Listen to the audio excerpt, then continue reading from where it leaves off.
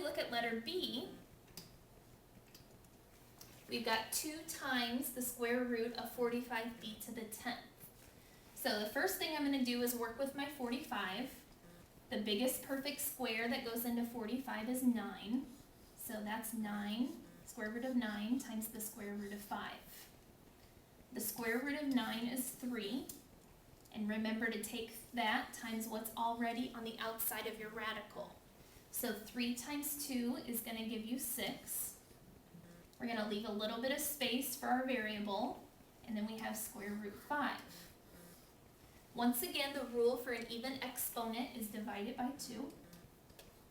And 10 divided by 2 is 5, so the square root of b to the 10th is b to the 5th. So your answer for letter B is 6b to the 5th times the square root of 5. And let's try one more. Letter C, we have to simplify the square root of 20a to the 14th. So I'm going to break down 20. The biggest perfect square that will go into it is 4. So we've got the square root of 4 times the square root of 5.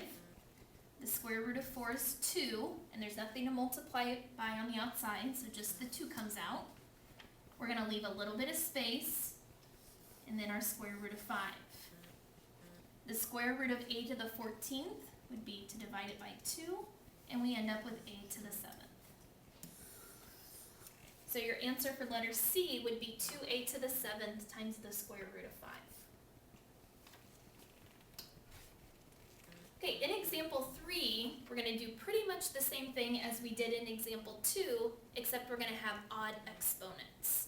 And once again, tomorrow we'll talk about the reasoning why this works.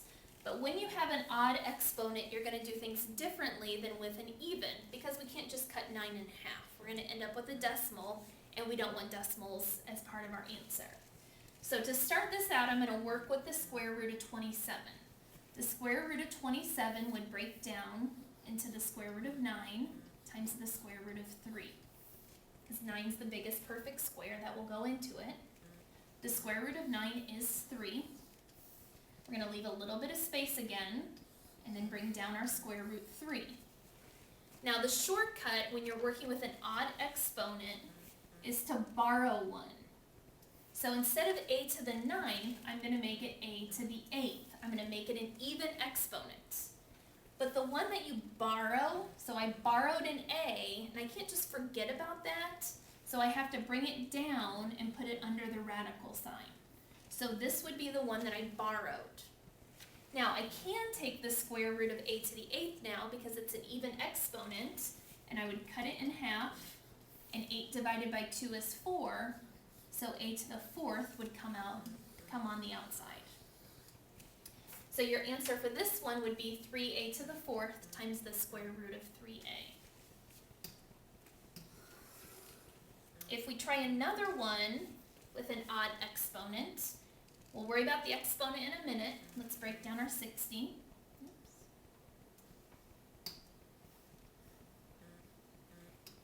our color. Okay, if we look for the largest perfect square that goes into 60, it would be 4. So this would be the square root of 4 times the square root of 15. The square root of 4 is 2, so that comes on the outside. Our 15 stays under the radical. And now we have to deal with our exponent, and our exponent is an odd exponent. So we're going to borrow 1 and make it a 10. But the one that we borrow has to go under the radical sign. So the t that we borrowed comes after the 15. Now we can take the square root of t to the 10th by cutting it in half or dividing by 2. And 10 divided by 2 is 5. So t to the 5th power comes on the outside. So our answer would be 2t to the 5th times the square root of 15t.